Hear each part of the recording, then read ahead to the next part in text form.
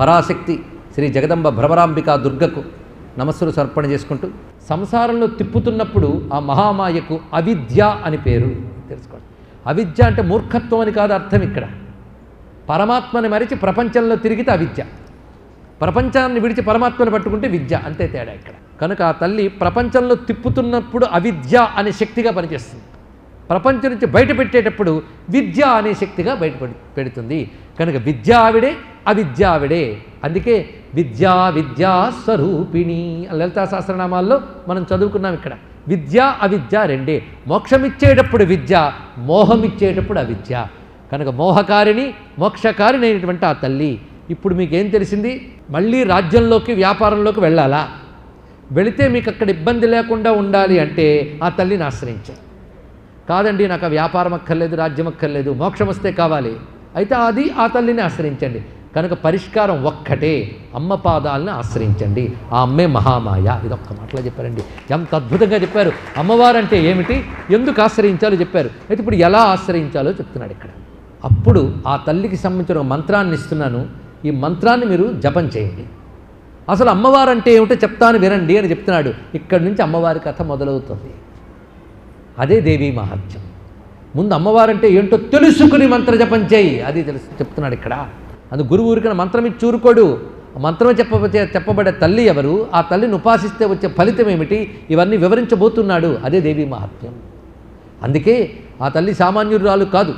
ఆ తల్లి అనుగ్రహం లేకపోతే నేను జ్ఞానిని, వేదాంతిని, మోక్షం పొందిపోతానని నువ్వు భీష్మించుకున్నా పొందలేవు సుమా.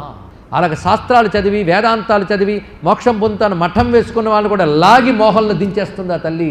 జ్ఞానినామపి చేతాంసి దేవి భగవతి హిస్సా బలాదాకృష్య మోహాయ మహామాయా ప్రయచ్చతి. ఎంత అద్భుతమైన మాట చెప్పాడు ఇక్కడ. జ్ఞానినామపి, జ్ఞానులమని చెప్పుకుని విర్రవీగేటువంటి వారి యొక్క చిత్తాన్ని కూడా లాగి పారేసింది ఇక్కడ అన్నారు. ఇక్కడ కొంచెం అర్థం చేసుకోవాల్సిన విషయం ఉందండి. ఎందుకంటే పెద్దలు చాలామంది ఉన్నారు, వాళ్ళకి ప్రశ్న కలుగుతుంది, సామాన్యులకు అసలు కలగనే కలగదు. జ్ఞాని అందులో ఇద్దరుంటారు జ్ఞానులు. పరోక్ష జ్ఞానం, అపరోక్ష జ్ఞానం అని జ్ఞానం రెండు విధాలు. అపరోక్ష జ్ఞానం అంటే బ్రహ్మతత్వం తెలిసి మోక్షం పొందడం. వాళ్ళు తిరిగి మోహంలో పడరు, తెలుసుకోండి ఇక్కడ. ఇది గ్రహించవలసిన అంశం.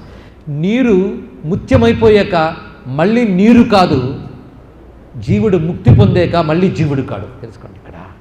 ముత్యమైపోయాక మళ్ళీ మీరు తిరిగి దాన్ని నీరు చేయలేరు, పెరుగయ్యాక తిరిగి పాలు కాదు, తెలుసుకోండి ఇక్కడ. ముక్తి పొందిన వాడు మళ్ళీ సంసారంలోకి రాడు. కనుక జ్ఞానినామపి చేతాంసి అంటే మోక్షము పొందిన జ్ఞాని మళ్ళీ సంసారం వైపు లాగబడతాడు అనద్దు, ఇది తెలుసుకోండి ఇక్కడ.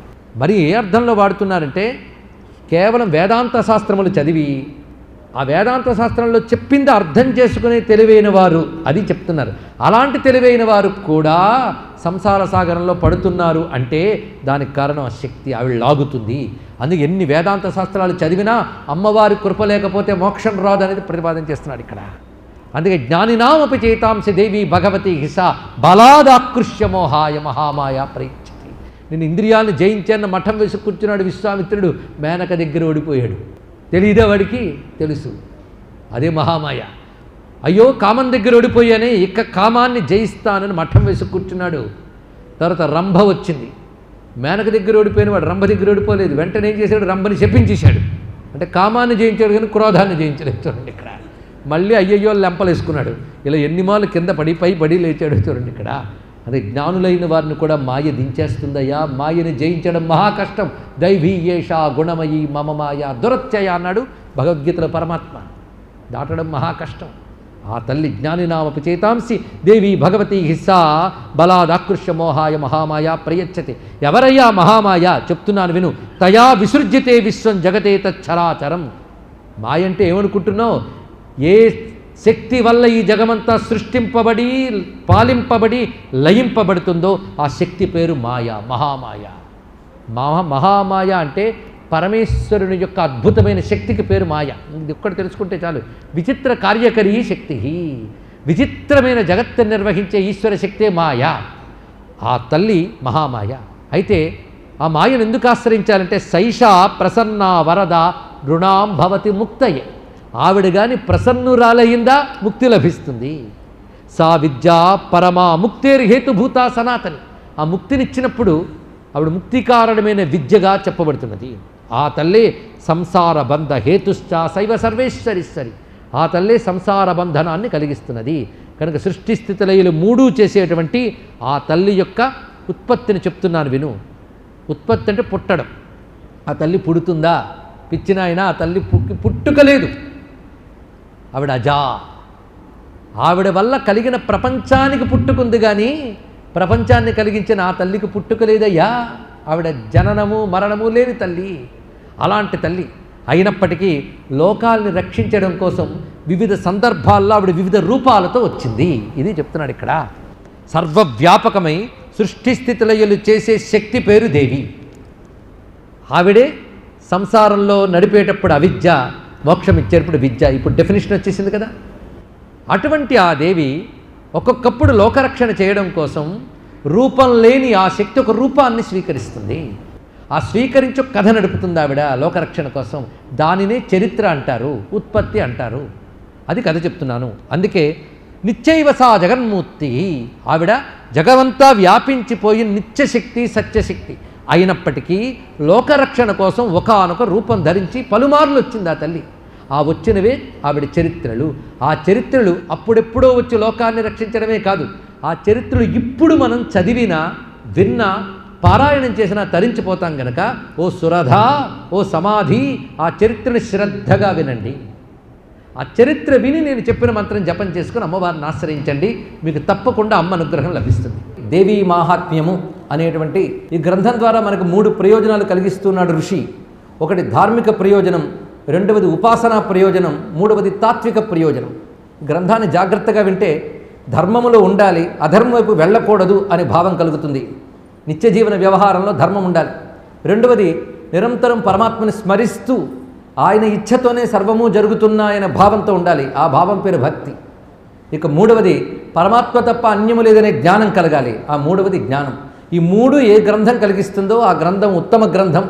ఆ 3 కలిగించేటువంటి గ్రంథములే సనాతన ధర్మంలో ప్రతి గ్రంథం కూడా అటువంటిదే ఈ దేవీ మహాత్మ్యం కూడా. ఇది మార్కండేయ పురాణంలో చెప్పబడుతున్నది. వేదముల్లో రుద్రానికి ఎంత ప్రాధాన్యం ఉన్నదో పురాణ వాంగ్మయంలో ఈ చండీకి అంత ప్రాధాన్యం ఉన్నది. అంతేకాదు వేదానికి పురాణానికి భేదమేమీ లేదు. వేదముల్లో మంత్రములే పురాణముల్లో శ్లోకములుగా చెప్పబడుతూ ఉంటాయి. అందుకే ఇతిహాస పురాణాభ్యాం వేదం సముప బ్రహ్మయేతన వాక్యాన్ని చెప్పుకున్నాం. ఇందులో ప్రతి శ్లోకం కూడా మంత్రసమ్మితమైనది కనుకనే ఈ దేవీ మహాత్మ్యాన్ని వివిధములైన మంత్రశాస్త్రాల తర్వాత స్వీకరించి దీనికి నవార్ణ మంత్రాన్ని అనుసంధానం చేస్తూ వివిధ రకమైన ప్రయోగములు కూడా దీంతో చెప్పారు. ఇప్పుడు అయ్యా మీరు మోక్షం గురించి చెప్తున్నారు, ధర్మంగా ఉండాలని చెప్తున్నారు, అవన్నీ తర్వాత. ముందు మా బ్రతుకులు చాలా సమస్యలు ఉన్నాయి. అనారోగ్యాలు, దరిద్రాలు, శత్రువులు ఒకటేమిటి చాలా భయాలు చాలా ఉన్నాయి. వీటి నుంచి బయటపడడానికి ఏదైనా ఉపాయం చెప్పండి, తర్వాత చూసుకుందాం దేవీ మహాత్మ్యం అంటే వాటి నుంచి బయటపడడానికి కూడా దేవీ మహాత్మ్యం ఉపాయం. ఇది తెలుసుకోవాలి ఇక్కడ. అంటే దేవీ మహాత్మ్యం గారిని పట్టుకుంటే ఇందులో అనేక శ్లోకములకి రోగాలను తొలగించే శక్తి ఉన్నది, కొన్ని శ్లోకములకి దరిద్రాన్ని తొలగించేటువంటి మహిమ ఉన్నది, మరికొన్ని శ్లోకాలకి భయాలను పోగొట్టి శత్రువులను పోగొట్టేటువంటి శక్తి ఉన్నది. మొత్తానికి అనేక రకమైన శక్తులు కలిగినటువంటి స్తోత్రం ఇది. ఇది చెప్తే చాలామందికి ఆసక్తి కలుగుతుంది, ఎందుకంటే కోరికలు తీరుస్తుందని. కానీ ఇందులో అడుగడుగున ఎవరి కోరికలు తీర్చిందో ఆలోచించాలి. రాక్షసుల కోరికలు అమ్మవారు తీర్చలేదు, దేవతల కోరికే తీర్చింది. అంటే మన అమ్మవారు మన కోరికలు తీర్చాలంటే మనం ఏమవ్వాలి? దేవతలం కావాలి. దేవతలంటే అర్థం ఏంటి? ధర్మ మార్గంలో ప్రవర్తిస్తూ లోకక్షేమం కోరుకునే వారందరిలో దైవీ గుణం ఉన్నట్లే.